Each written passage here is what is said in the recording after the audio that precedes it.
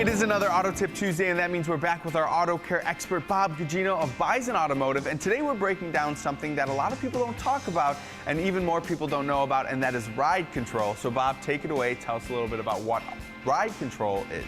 Ride control is the stability of your vehicle while you're driving. As you brake, as you corner, as you turn, as you swerve, all of that, the components that you have in your car need the vehicle under control so that while you're doing those things, you can feel more safe and secure while you're driving. So let's talk about those components. What parts of the car are we talking about when we're talking about a smooth ride?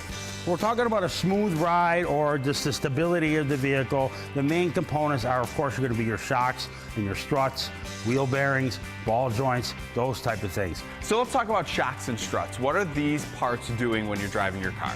When you're driving along the road, your shocks and struts are keeping the wheels on the ground.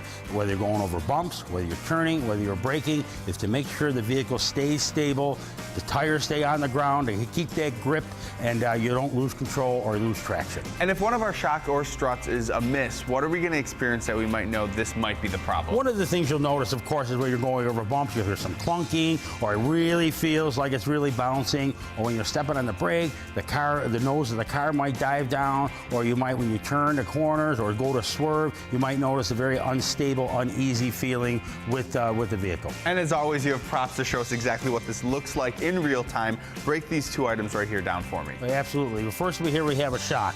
This shock, as you can see, it's leaking. There's a lot of oil around it. The top seal has gone bad. Once the oil comes out of it, like I said, it really can't dampen the bumps on the road and keep the car stable. Of course, we have a new one here that you can see that doesn't have any leaking on it, and it all should stay like that, which many of them do until they get about 50,000 miles, and that's when the shocks and struts really need to be looked at by your technician to see if they're still doing their job. And as always, I like to talk about worst case scenario, or how quickly someone should take their car in when they're experiencing this. Is this a pressing matter?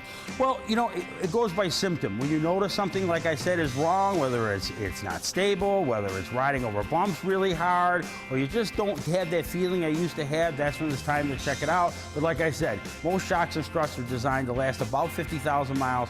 So sometime after that, have your technician look at those and advise you where you should need to proceed. And as always, you can check out Bison Automotive right here for more information, or your website, Bob. Thank you so much for joining us today. That's my job. Thanks.